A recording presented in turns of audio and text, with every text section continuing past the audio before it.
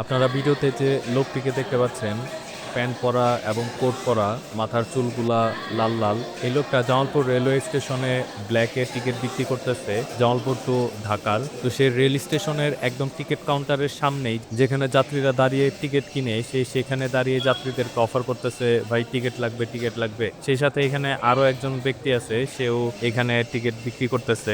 অপর ব্যক্তি হচ্ছে সাদা পোলো টি শার্ট পরা এবং জিন্সের প্যান্ট পরা, একটু দেখতে অন্যরকম লাগছে। এই লোকটাও টিকিট বিক্রি করতেছে।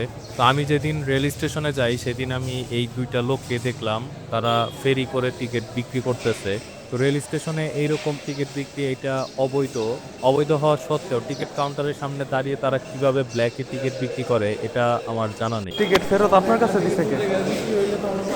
টিকিট ফেরত আপনার কাছে দিছে কে? হ্যাঁ যে বলুন লোক হ্যাঁ যে হ্যাঁ, হ্যাঁ হ্যাঁ লগে যাবো হ্যাঁ এদের সাথে আপনার পরিচয় কি? হ্যাঁ ও যে হ্যাঁ পরিচয় পরিচয় হলো হ্যাঁ না না ওই যে যাই হোক, এখন এরকম ভাবে বিক্রি করতে গেলে আরো ঝামেলায় পড়বেন আপনি। আপনার ঝামেলা হবে না, যে কিনবে তার ঝামেলা। কেন লোক তো যে যে শুনুন, আমি বলি আপনার সমস্যা নাই।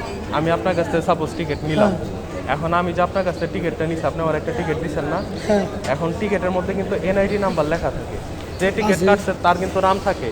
তখন বলে যে এ কে, ডাইরেক্ট আইডি কার্ড চাই। আইডি কার্ড না দিতে পারলে ঝামেলা। আরে বাবা কথা বুঝতে বুঝছি আমি যাবো ময়মনসিংহ।